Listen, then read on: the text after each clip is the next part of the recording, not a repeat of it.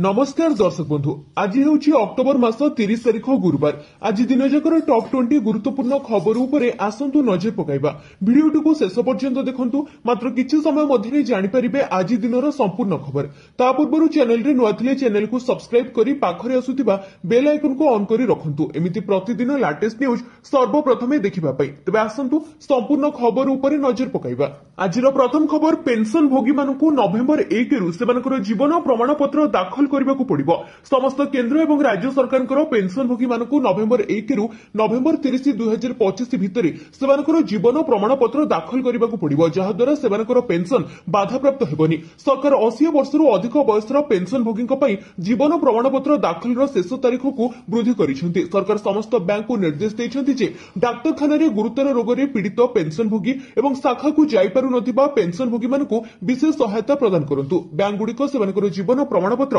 प्रस्तुत करिबारे सहायता करिबा पई सेमानक सहित साक्षात करिवे नंबर 2 नवेम्बर 1 रु बदली जिवो एही सब नियम ग्राहकंकु लागि बड़ झटका जहा बैंक ग्राहक सरकारी कर्मचारी एवं आर्थिक सेवा व्यवहार करुतिबा लोकंको ऊपर प्रभाव पकाइबो भारत रे प्राय समस्त कोनोसी ना कोनोसी भाबरे एही सेवा सहित जड़ित थांती ए परिवर्तन गुडिको मुख्यतः बैंक अकाउंट एसबीआई कार्ड फी एवं पेंशन भोगींको बड़ प्रभाव पकाइबो समस्त केंद्र एवं राज्य सरकारଙ୍କର पेंशन भोगी माननकु जहाकि आसंता काली ठेरु नै नवेम्बर 30 पर्यंत प्रमाणपत्र देबाकू पड़िबो ता सहित सरकार समस्त बैंक को निर्देश देइछन्ती जे डाक्तरखाना रे गुरुतर रोगरे पीड़ित थिबा व्यक्ति मानकु वर्तमान सहायता कराजिबो ता सहित आपनको बैंक अकाउंट पई 4 जण को मनोनीत आपण नोमिनी भाबरे रखि परिबे ए 4 जण को भितरु प्रत्येक केते पाइबे ताहा मध्ये आपण स्थिर करि परिबे ता सहित आपण बैंक लॉकर पई क्रमिक नामांकन अधीन रे लॉकर सुविधा पाइबे आपण निष्पत्ति नै परिबे जे आपनको लॉकरु किए प्रथमे एंट्री करिवो केंद्र सरकार जातीय पेंशन प्रणाली रु एकीकृत पेंशन योजना को परिवर्तन करिवार शेष तारिख परिवर्तन କରିଛନ୍ତି कर्मचारी माने एबे नवेम्बर 30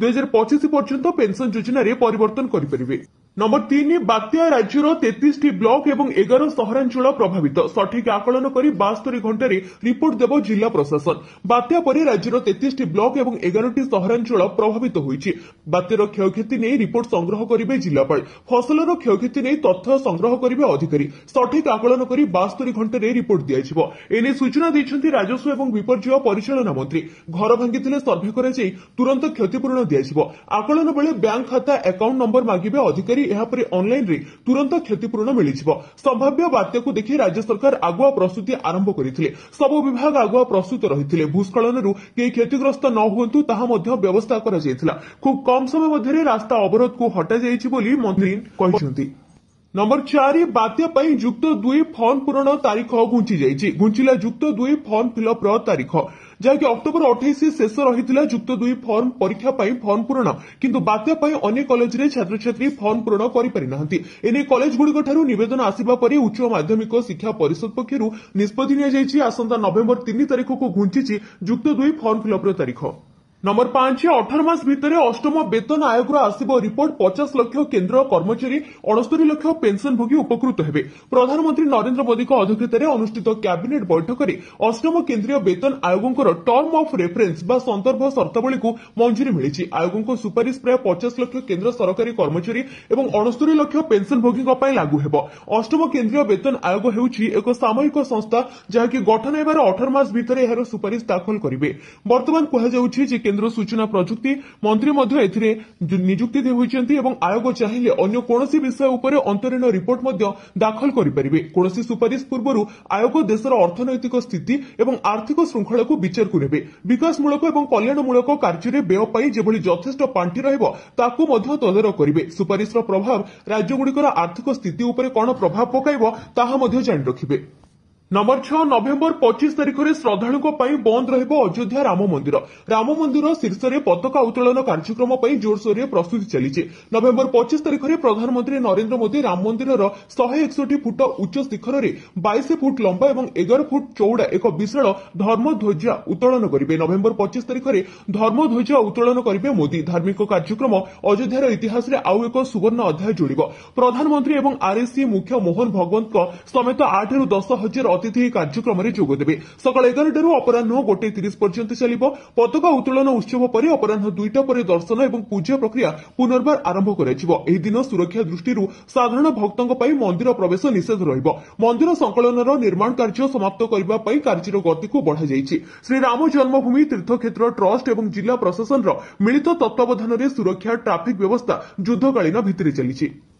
नंबर 7 मागणा एलपीजी सिलिंडर पाइबा पई आसी जाइछि बड़ सुजोग। देशर लोकंकर आवश्यकता पूर्ण करबा पई सरकार अनेक योजना चलांती। प्रमुख योजना भितर गोटे हेउछि प्रधानमंत्री उज्ज्वला योजना, जहां गरीब परिवार को संपूर्ण मागणा एलपीजी गैस संजोग प्रदान करुछि। प्रधानमंत्री उज्ज्वला योजना देशर प्रत्येक घर को गैस संजोग जोगाइबा, महिला को धुआं जनित रोगरू रक्षा करबा लक्ष्य रखिछि। उज्ज्वला योजना जहाकि 2016 रे आरंभ होइतिला। पूर्व काठ चुल्ली रे रोषेई करुथिबा महिला माने केवल एही समस्या मुक्ति पाइ नाहंती, बरं परिवेश उपरे मध्ये सकारात्मक प्रभाव रही।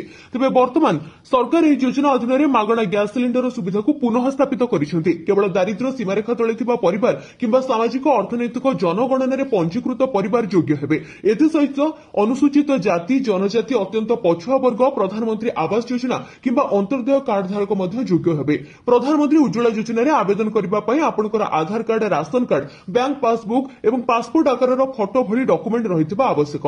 आवेदन ऑनलाइन एवं ऑफलाइन उभय रहिबो। ऑनलाइन आवेदन करने को सरकारी एलपीजी पोर्टल को जिबे। ऑफलाइन आवेदन करने को आपनकर निकटस्थ गैस एजेंसी को जिबे एवं फॉर्म पूरण करिवे। एजेंसी कर्मचारी माने आपनकर डॉक्यूमेंट को जांच करिवे एवं जदि सठिक बोली जणा पड़े तेबे एक गैस संजोग मध्य प्रदान करिवे।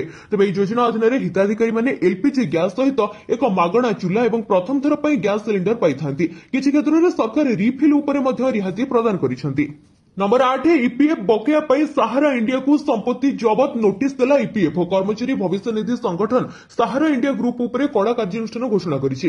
कंपनी द्वारा लक्ष लक्ष कर्मचारी पई जमा करा जायतिबा 1180 कोटी टंका भविष्य निधि एवं पेंशन बकेया विरुद्ध रे ईपीएफओ सहारार संपत्ति जबत करबाकू नोटिस जारी करिछि। सहारारे दीर्घ समय धरि आर्थिक अनियमितता भितरे ए खबर सामना को आसीछि। एजेंट मानकू कर्मचारी भाबे ग्रहण करि सेमानकर पीएफ योगदान बाध्यतामूलक करा जायछि। जदि बाकी अर्थ ठीक समय जमा करा न जाए तेबे ईपीएफओ आईन अनुसार जबत एवं सुध सहित दंड प्रक्रिया को त्वरान्वित करिवो। नंबर 9 दुई दिनिया गुजरात गस्तरे जिबे प्रधानमंत्री पालन करिवे राष्ट्रीय एकता दिवस। प्रधानमंत्री नरेंद्र मोदी वर्तमान 30 तारीख 31 तारीख दुई दिन गुजरात गस्त करिवे। एने प्रधानमंत्री कार्यालय पक्षरु एक सरकारी विवृत्ति रे कुहा जायछि। वर्तमान प्रधानमंत्री एकता नगर एवं कोहाड़िया यात्रा करिवे, जहाकि संध्या समय सेठारे ई बस गुडी को पताका देखाई शुभारंभ करिवे एवं संध्या 6:30 समय एकता नगर 1140 कोटी टंका अधिक मूल्यर विभिन्न भित्तिभूमि एवं विकास प्रकल्पर उद्घाटन भित्तिप्रस्तर स्थापन करिवे। सहित आसंता काली सकाळे मध्य प्रधानमंत्री स्टैच्यू ऑफ यूनिटी रे पुष्पमाल्य अर्पण करिवे एवं तापरि सरदार वल्लभ भाई पटेलଙ୍କର 150तम जन्म वार्षिकी अवसर में राष्ट्रीय एकता दिवस पालन करिवे। नंबर 10 तलमुहा सुना दर लक्षे तलकू खसिब हलदिया धातु। रकेट बेगरे बढ़ुथिबा सुनार दर एबे तलमुहा। गत सप्ताह आरंभ होइथिबा सुना एवं रूपार ह्रास धारा चलित सप्ताह भी जारी रहिछि, जहाकि पर्वपर्वाणी समय 1.5 लाख मुहा होइथिला सुनार दर। किनिबा तथा दाम शुणिकी छानिया हेउथिले ग्राहक। हेले 2 सप्ताह हेला सुनार दर लगातार भाबरे ह्रास पाई वर्तमान लक्षे आडकू खसिबारे लागिछि। तेबे वर्तमान सुना एवं रूपार दर रे बहुत ह्रास परिलक्षित होइछि। रेकर्ड छुइबा परे हठात खसिबारे लागिछि सुनार दर, जहां ग्राहक मानकू बहुत आश्वस्ति देइछि। भारतीय बजार भुवनेश्वर 24 कैरेट सुनार मूल्य 1,21,580 टंका रहिछि। सेभଳି 22 कैरेट सुनार दर 1,11,450 टंका पहुंची। मुंबई में 24 कैरेट मूल्य 1,21,580 टंका, 22 कैरेट मूल्य 1,11,450 टंका रहिछि। चेन्नई में 24 कैरेट मूल्य 1,22,290 एवं 22 कैरेट मूल्य 1,12,000 रहिछि। ता सहित नुआ दिल्ली में 24 कैरेट मूल्य 1,21,700 टंका थिबा बेले 22 कैरेट मूल्य 1,11,000 टंका रहिछि। जदि देखिबा कोलकाता भी 24 कैरेट मूल्य 1,21,000 टंका एवं 22 कैरेट मूल्य 1,11,000 रहिछि। अन्यपटे रूपार मूल्य किलो पिछा 1,52,000 टंका को खसी आसिछि। नंबर 11 आधुनिक डिजिटल ओडिशा रे सामिल हैला ओमफेड। अत्याधुनिक डिजिटल ओडिशा रे सामिल हैला ओडिशा राज्य दुग्ध उत्पादक समवाय समिति लिमिटेड। आज मुख्यालय रे निरांबर भाव आयोजित एक स्वतंत्र कार्यक्रम रे परिचालना निर्देशक ओमफेड रो अत्याधुनिक वेबसाइट को उद्घाटन करिसेंति। अत्याधुनिक डिजाइन सहित एथिरे ओमफेड रो समस्त पुरातन एवं नूतन उत्पादर फोटो एवं वीडियो भी अपलोड करा जायछि। ए नूतन वेबसाइट रे ओमफेड संपर्कित समस्त तथ्य उपलब्ध रहिछि। साधारण व्यवहारकारीक पई सहज सरल एवं बोधगम्य होइतिबा ए अत्याधुनिक वेबसाइट रे ओमफेड अधिकारी सहित जोगाजोग करने आरंभ कर ऑनलाइन रे ओमफेड उत्पाद मगाई पारे। केवल सेतिक नुहे आपण ओमफेड बूथ पार्लर खोलने कि ओमफेड उत्पाद वितरक होगा चाहूले वेबसाइट रु नियमावली गुड़िक पाइपर। वेबसाइट संपूर्ण आधुनिक नुआ रूप और अधिक स्मार्ट हो पारी। आज व्यवहारकारी डिजाइन होता नुआ और उन्नत मानर ओमफेड वेबसाइट व्यवहारकारी अनुकूल इंटरफेस सहित नेविगेशन पूर्व अपेक्षा सहज गतिशील और अत्यंत आनंददायक हो जाइए। नंबर 12 स्वतंत्र भिजिलेंस जज मामलार शुणाणी कर 114 जन परीक्षार्थी को सर्तमूलक जमीन प्रदान करिसेंती। बहुचर्चित पुलिस एसआई परीक्षा जालियाती मामलार गिरफ होइतिबा 114 जन परीक्षार्थी जमीन आवेदन मंजूरी होइछि। 50,000 टंका एवं 2 जन जमीदारंकर मुचालिकारे सर्तमूलक जमीन प्रदान करिसेंती ब्रह्मपुर स्वतंत्र भिजिलेंस कोर्ट। स्वतंत्र भिजिलेंस जज जस्टिस मामलार शुणाणी कर 114 जन आसाई को जमीन प्रदान करिसेंती।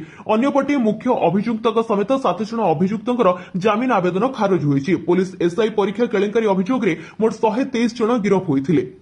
नंबर 13 एणिकी बस रे अग्नि निरापत्ता हेबो बाध्यतामूलक प्रति 3 मास रे कराजिबो जांच। सरकारी नियम रहिथिले भी केही एही नियमटी को पालन करूनाहांती। कोनसे बस यात्री मध्ये एथिपई सचेतन नुहंती। अग्नि निरापत्ता जांच मध्ये आदो हेउनाही। अन्य पक्षरे एबे बैटरी चालित बस चलाचल आरंभ होइछि जेउथरे अग्निकांड घटिबार अधिक संभावना रहुछि। तेणु एही सब जिनिस को गुरुतर सहित नैछि परिवहन एवं अग्निशम विभाग। किभଳି विपदपूर्ण यात्रा को एडा जाई परिबो एथिपई स्कूल बस ठारू आरंभ करी night coach AC bus sleeper coach पर्यंत समस्त बस रे अग्नि निरापत्ता व्यवस्था रखिबा बाध्यतामूलक करा जायछि। केवल अग्नि निरापत्ता व्यवस्था रखिले हेबो नाही, एहार व्यवहार संपर्क रे मध्ये कर्मचारी को प्रशिक्षण देबाकू हेबो। बस रे अग्निकांड घटिले एहाकू किभଳି नियंत्रण कराजिबो बस रा प्रत्येक कर्मचारी ए संपर्क रे जानिबा जरूरी। आगामी दिन रे एहार कड़ाकड़ी जांच हेबो। जो माने नियम उल्लंघन करिवे सेमानक विरुद्ध रे कार्यानुष्ठान नियाजिबो। जोरिमाना तो गड़िबे, दरकार पड़िले बस को जबत मध्ये कराजिबो। नंबर 14 पोस्टाल रो आसीगला बड़ स्कीम डिपोजिट करंतु मात्र 50,000 रिटर्न रे मिलिबो 34 लाख। लक्ष लक्ष भारतीय पोस्ट ऑफिस योजना रे निवेश करंती। एबे सबुठारु निर्भरयोग्य संचय विकल्प भाव रे यह विवेचना कराजे। निवेश करिबा विपद मुक्त एवं निश्चित रिटर्न मध्ये मिलिथाय। पोस्ट ऑफिस पिलांक ठारु महिला एवं वरिष्ठ नागरिकंक पर्यंत समस्तक पई उत्कृष्ट स्कीम प्रदान करूची। पोस्ट ऑफिस रो पब्लिक प्रोविडेंट फंड योजना रे सर्वोत्तम निवेश विकल्प गुड़िक भितर गोटिए। ए योजना रे टंका जमा करबा द्वारा आपण यथेष्ट कर्प्स गठन करें। पब्लिक प्रोविडेंट फंड को सर्वदा सुरक्षित एवं करमुक्त निवेश भाव में विवेचना कराए।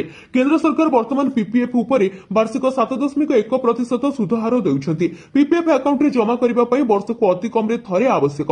आपण पीपीएफ अकाउंट रे एककालीन निवेश करि परिबे किबा किस्ती करि परिबे। वार्षिक सर्वनिम्न 500 एवं सर्वाधिक 1.5 लाख पीपीएफ अकाउंट रे जमा करि परिबे। तबे पीपीएफ रो सबुठारु बड़ सुविधा हेउची चक्रवृद्धि सुध। अर्थ हेउची आपण जेते शीघ्र निवेश करिवे आपण टंका वृद्धि पाइबाकू सेते अधिक समय लागिबो। तथापि 20 रु 25 वर्ष बयस रे करा जायतिबा एक छोट निवेश 40 रु 50 वर्ष बयस रे करा जायतिबा एक बड़ निवेश अपेक्षा बहुत बड़ पांठी सृष्टि करिबो। पीपीएफ अकाउंट 15 वर्ष भितरे परिपक्व हेबो। आपण एक फॉर्म पूर्ण करी एहाकू आउ 5 वर्ष पर्यंत ताहाकू मध्ये वृद्धि करि परिबे।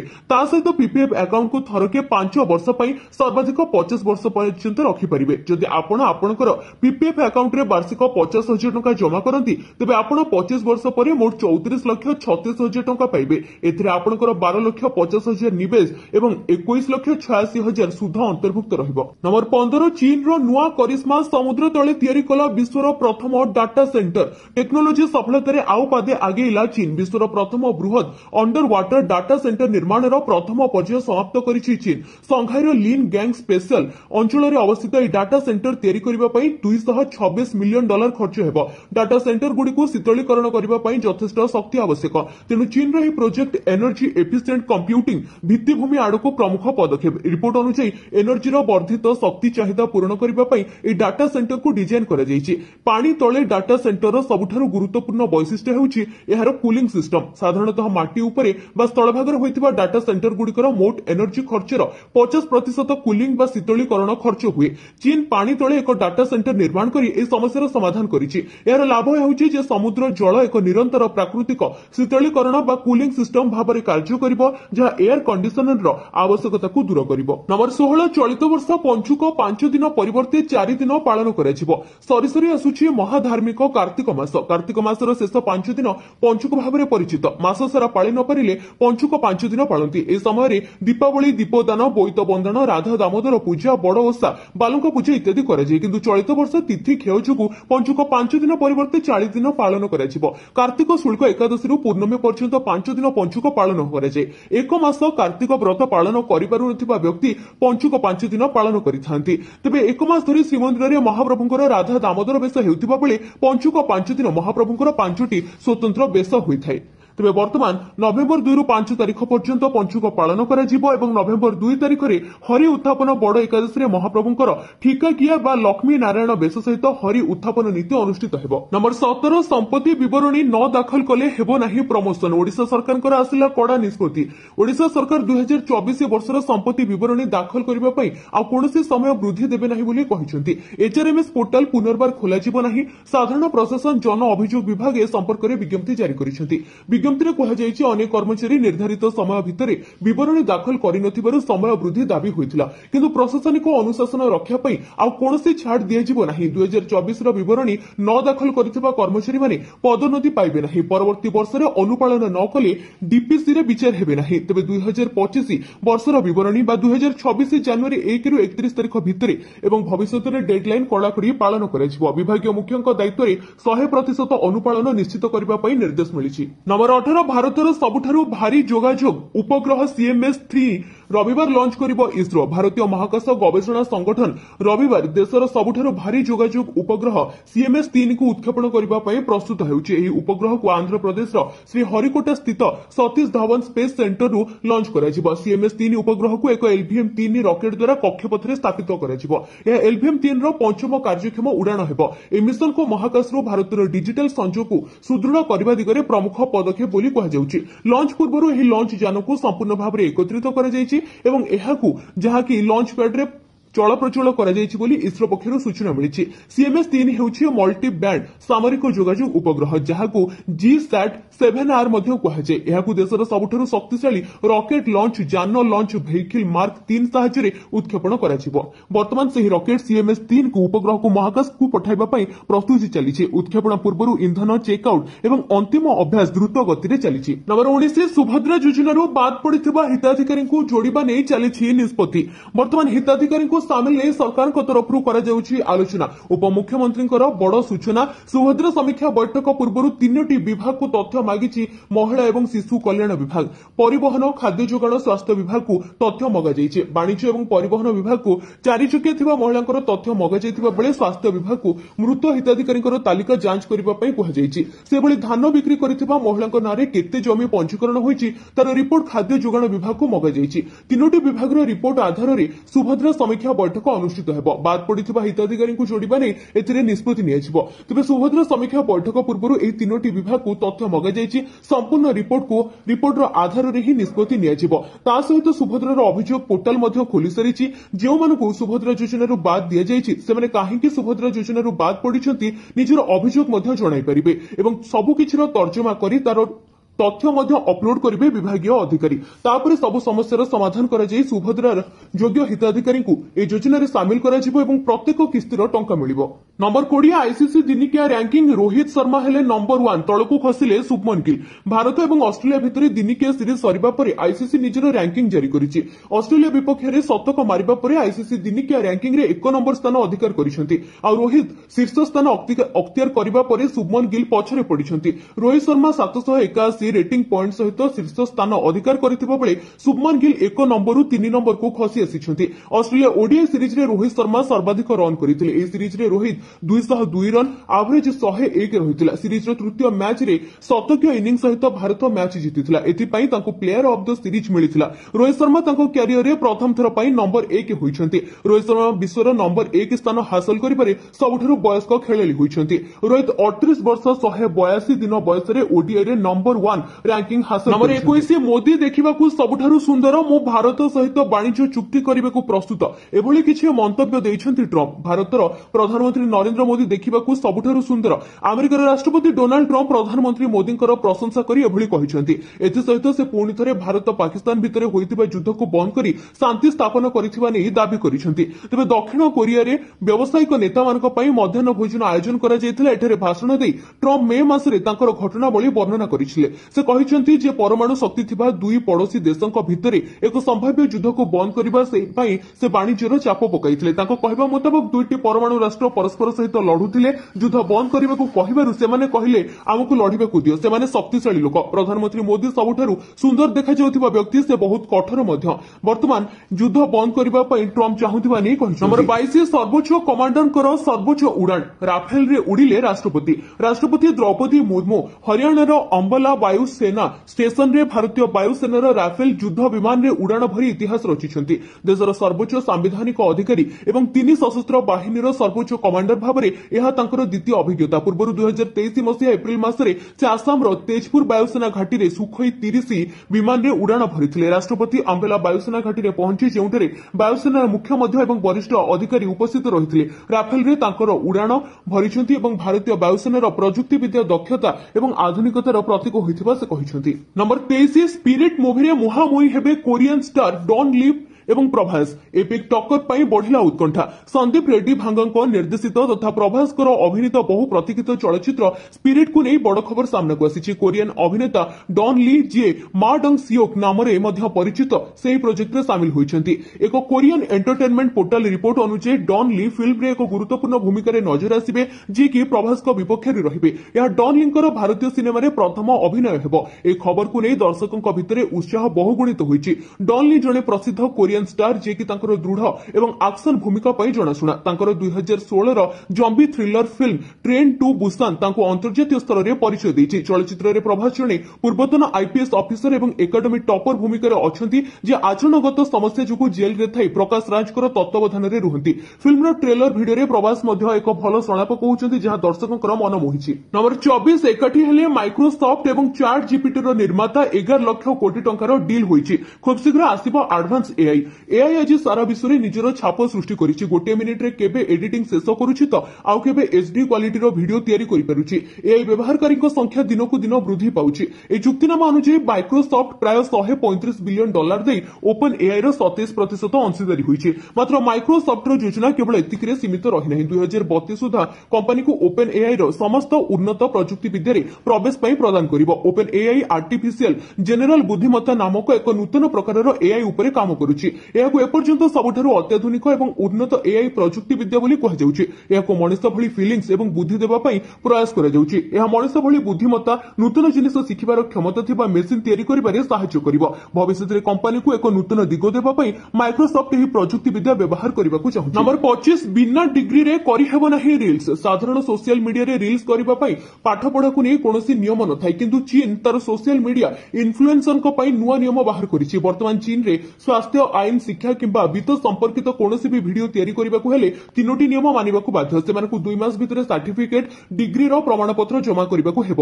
ଦିଆଯାଇଥିବା ନଥିପତ୍ର ଅସଲ ବୋଲି ପ୍ରମାଣିତ କରିବାକୁ ହେବ ଏବଂ ଭିଡିଓରେ ପ୍ରଦାନ କରାଯାଇଥିବା ତଥ୍ୟର ସୋର୍ସର ପ୍ରମାଣ ମଧ୍ୟ ଦେବାକୁ ହେବ। ଏହି 3ଟି ନିୟମ ନ ମାନିଲେ ସମ୍ପୃକ୍ତ ଆକାଉଣ୍ଟକୁ ଡିଲିଟ୍ କରାଯିବ ବୋଲି କଡ଼ା ନିୟମ ରହିଛି। ଏଥିସହିତ ପାଖାପାଖି 12 ଲକ୍ଷ ପର୍ଯ୍ୟନ୍ତ ଜୋରିମାନା ମଧ୍ୟ ଦେବାକୁ ପଡ଼ିବ ବୋଲି ଏହି ନୂଆ ନିୟମରେ ଧାର୍ଯ୍ୟ ହୋଇଛି। ଏହା ପଛରେ ସୋସିଆଲ ମିଡିଆରେ ସ୍ୱଚ୍ଛତା ହିଁ ଉଦ୍ଦେଶ୍ୟ ରହିଛି ବୋଲି ଅଧିକାରୀଙ୍କ ପକ୍ଷରୁ କୁହାଯାଇଛି।